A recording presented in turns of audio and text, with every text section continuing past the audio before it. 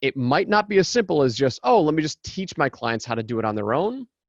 Maybe you need to pivot your who as well.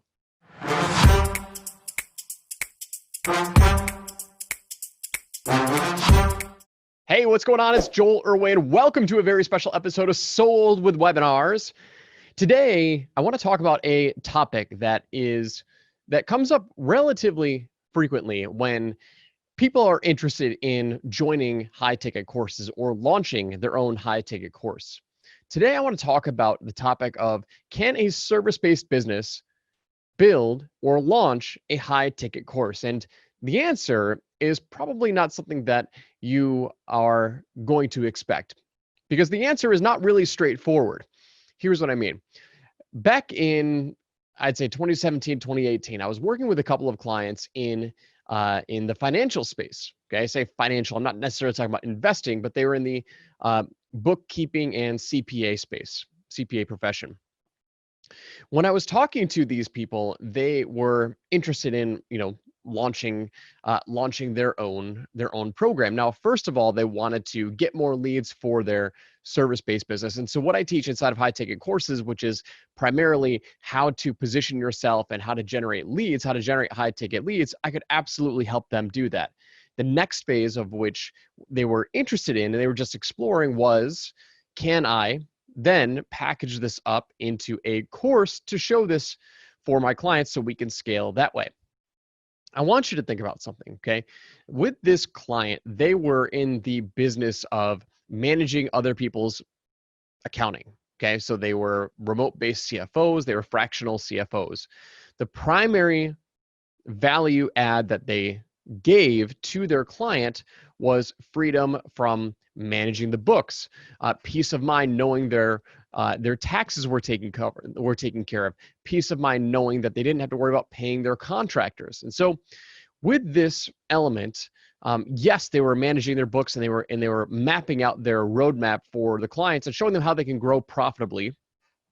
They were, let's just say, limited in their ability to take that next step. So the first thing that we did was we helped get them tons and tons of leads and qualified leads, and they were able to close, I think, $30,000 or $40,000 within the first, 30 or 60 days that we were working together, which was awesome. So we were able to eliminate their, we were able to quickly help them grow and scale by implementing a lead generation system.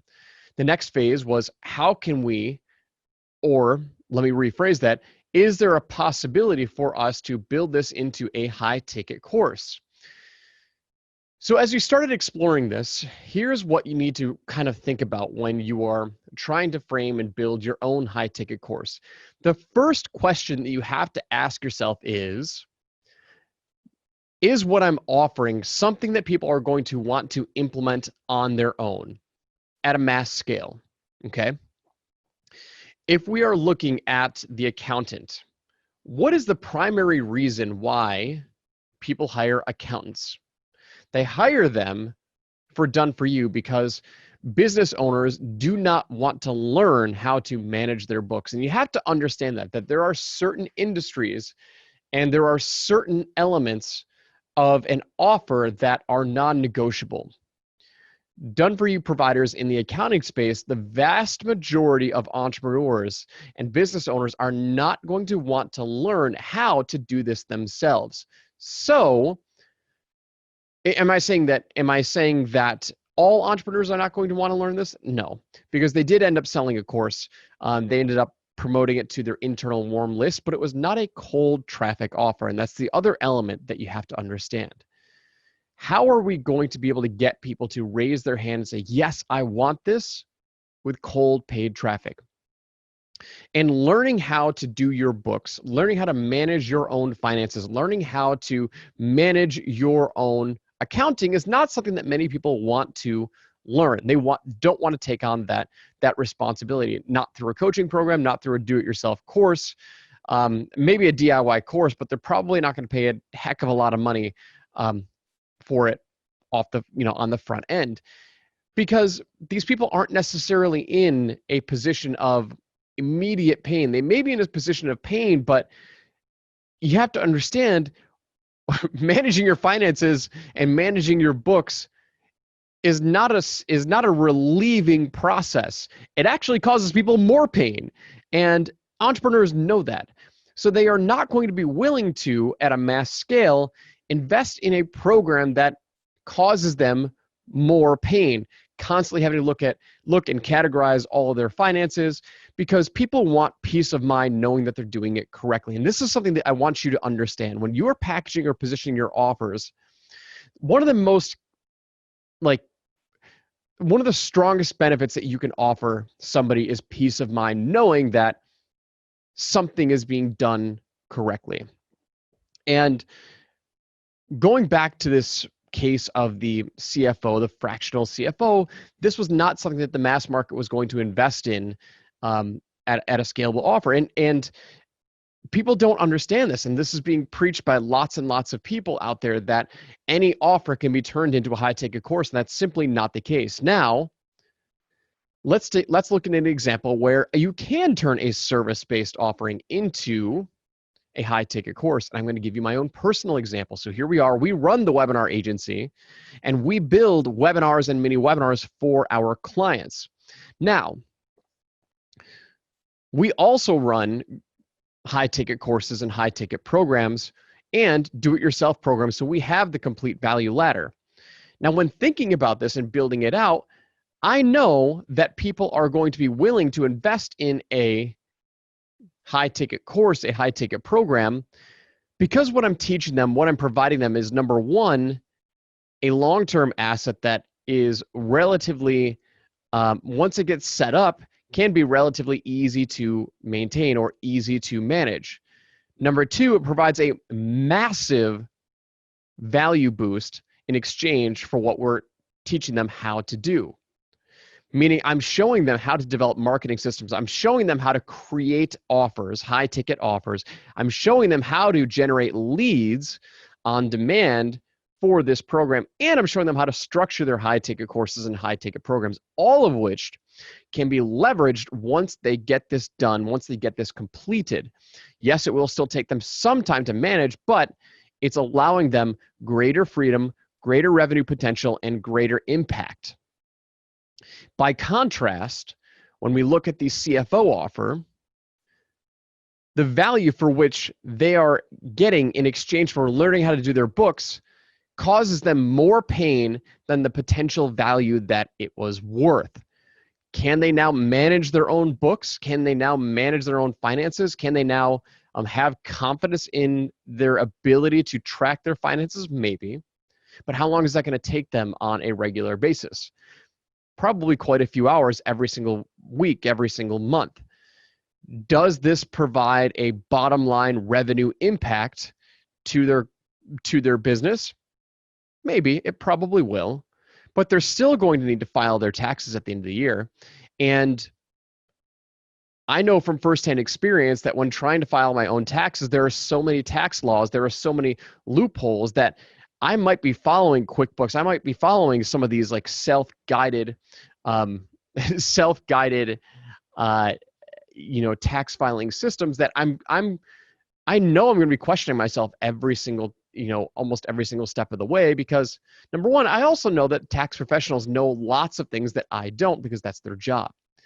So this is nothing that is going to provide me an extraordinary amount of value that I'm willing to invest my time and energy to learn on the forefront, because these people who go to school for, who become CPAs, who become, CFOs, they go to school for 4 or 6 years and get all these certifications to make sure that they can do this. So what I'm saying is, yes, you might be able to simplify it for business owners to do it themselves, but the value is not there in exchange for the amount of effort that they have to put in on a regular basis to get the achieved result.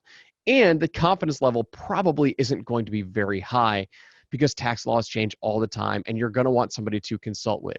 So in this case, it's going to be worth it to figure out how to develop yourself a consistent high ticket lead generation system for your service. And it's probably not going to be a scalable asset on the high ticket courses side. Now, going back to the agency example for myself, the value for what we are teaching people is extraordinary. We're teaching them how to generate leads, and we're teaching them how to build assets that will work I don't want to say on complete autopilot, but it's going to generate them more revenue. It's going to give them opportunities that they didn't yet have before they entered my program. So when you are considering, how can I transition my service into a high ticket course? The first thing that you have to understand is, what is the value, and what is it going to, I mean, from a simplistic standpoint, is it going to cause my clients more pain for them to do it on their own? Or is there enough value that it's going to provide them long-term value that, yes, it's worth $3,000, $5,000, $10,000? Now, here's where you can, some of you who are, if you're a service provider right now and you think that I'm raining on your parade, let me give you the silver lining with this, okay? There is a way to transition your service-based agency or your service-based company to a high-ticket course program.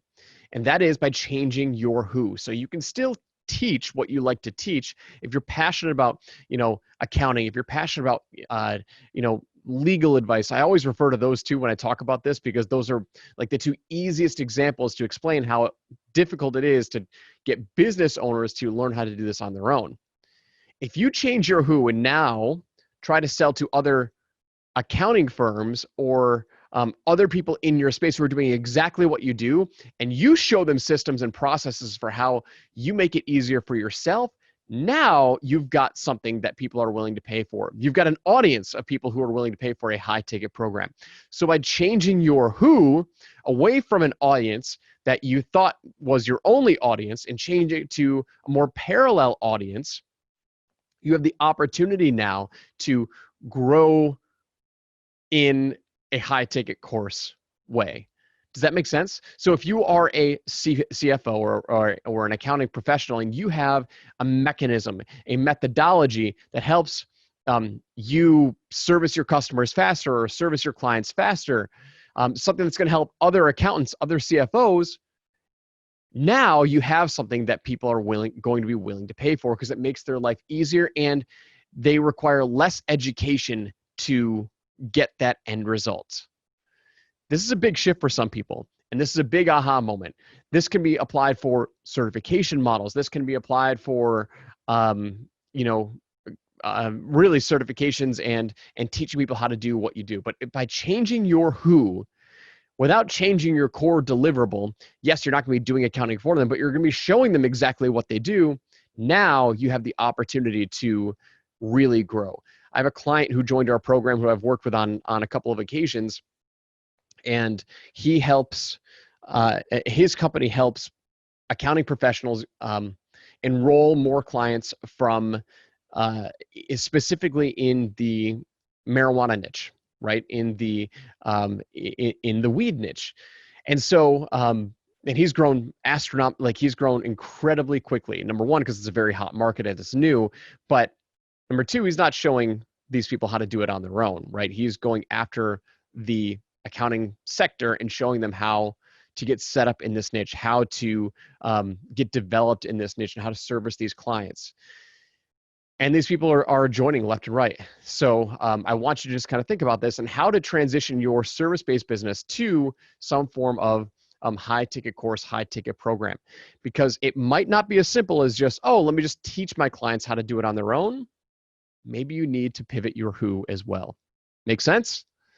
All right, I hope you enjoyed this episode. If you did, please do me a favor. Either shoot me an email at joel@thewebinaragency.com and let me know what you thought.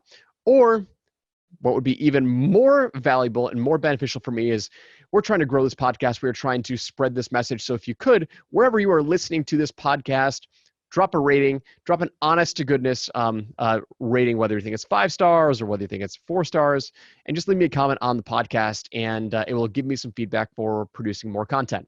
Until next time, we'll talk to you soon.